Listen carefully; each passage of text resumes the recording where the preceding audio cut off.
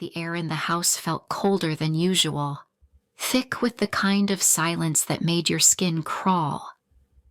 I'd stepped through the door expecting to hear the familiar sounds of Christmas music, the rustling of gift wrapping, but instead, there was nothing, just emptiness. My heart pounded as I called out, expecting someone to answer, but no one did. That's when I saw it, a note on the kitchen counter, a cold, hollow goodbye that hit me harder than anything I'd ever imagined. If you've ever been abandoned by the people you love, you know the feeling, the disbelief, the shock, the weight of the betrayal. Subscribe and tell me where you're watching from. This happens more often than you'd think. I stood there, the emptiness sinking in, knowing something much darker had been going on. Let me show you how it all began. I came home on Christmas Day, expecting to be met by the sound of laughter, the warmth of family, and the chaos that always came with the holidays. But instead, the house was eerily quiet. The smell of pine from the tree lingered in the air, but there was no one to share it with. No kids running around, no conversations echoing through the rooms. I walked into the living room, looking for any sign of life. But all I saw was Frank, my son-in-law's elderly father, sitting alone in a wheelchair by the window. He looked lost, his eyes distant. The silence between us felt heavy, suffocating. A note was left on the kitchen counter. It wasn't addressed to me, but I felt my stomach twist as I read it. They'd taken the kids on a surprise cruise to the Bahamas, and Frank, he had been left behind, abandoned. They left him here on Christmas Day with no regard for his well-being. He was just left. My heart sank as the gravity of it hit me. How could they do this? How could my own daughter, the one I raised, treat him like this? The coldness, the indifference. They didn't even care to explain.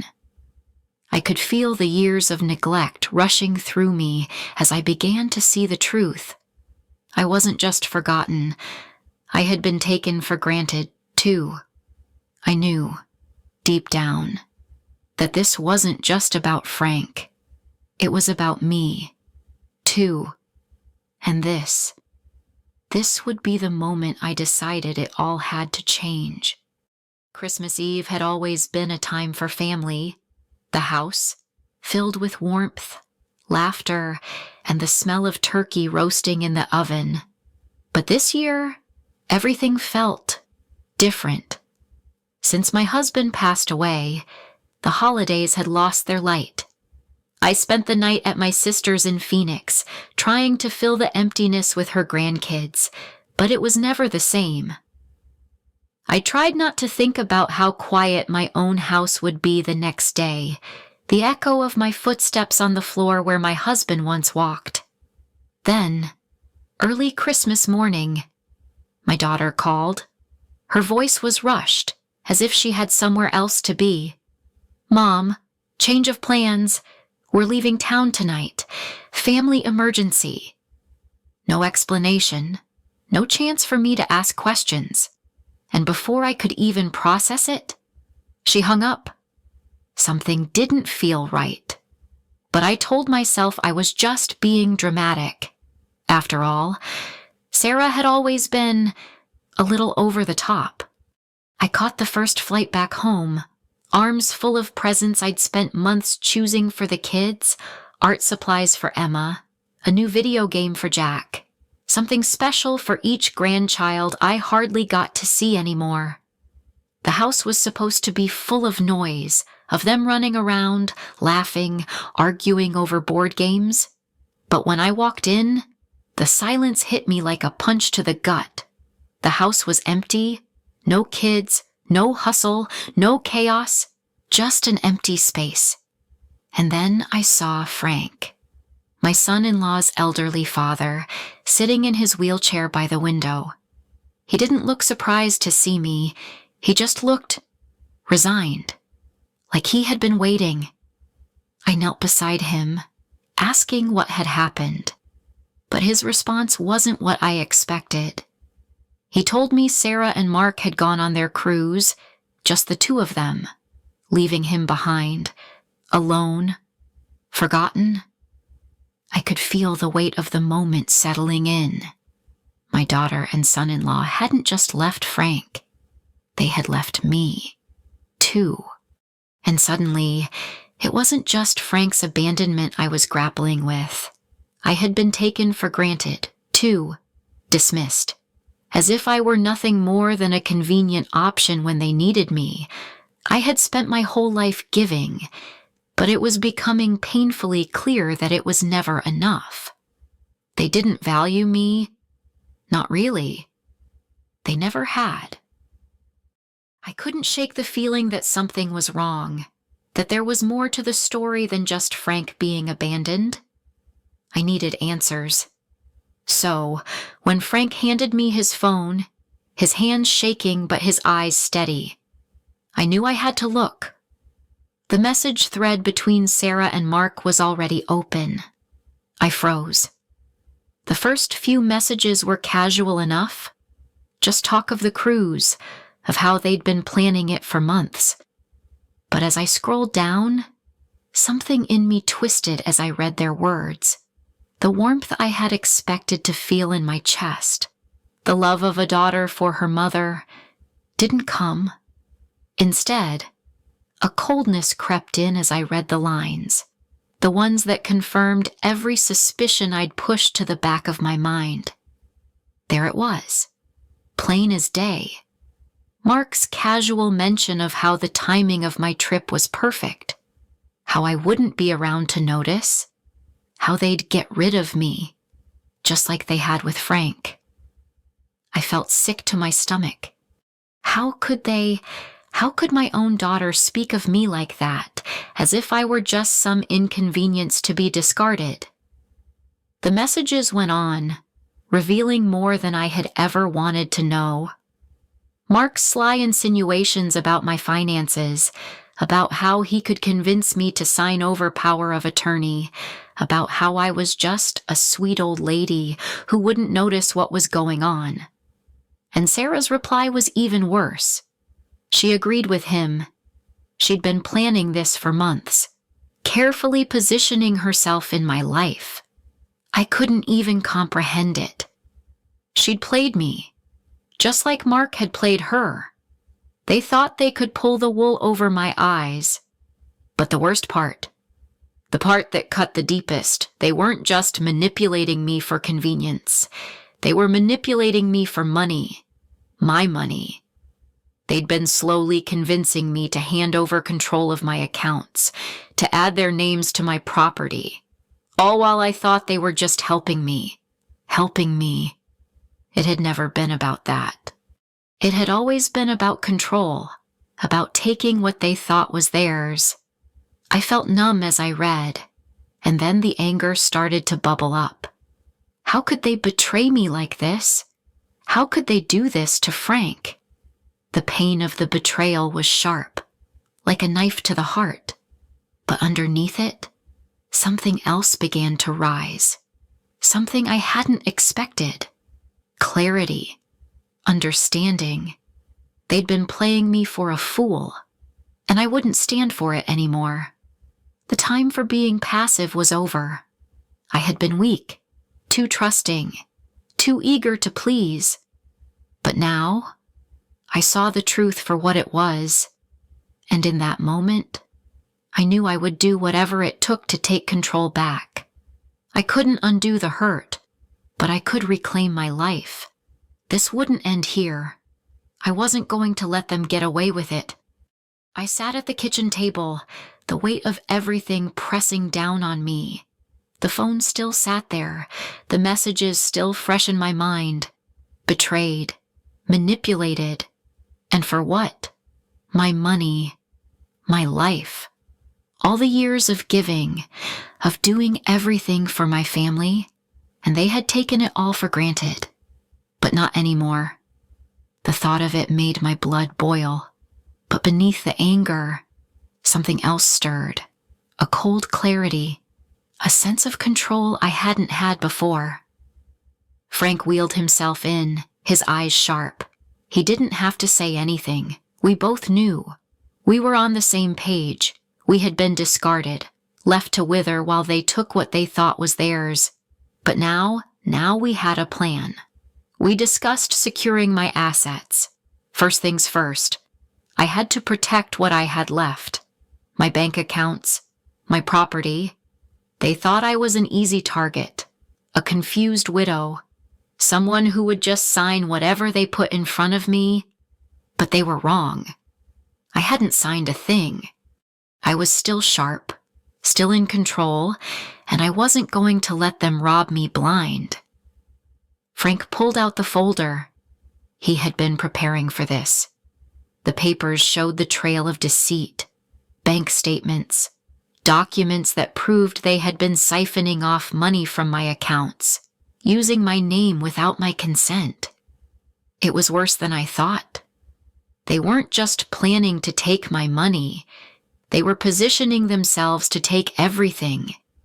They thought they could walk all over me, thinking I wouldn't notice. But now I saw everything. We would confront them, make them face the consequences of their actions. They needed to understand that there were prices to pay for what they had done. It wasn't just about revenge.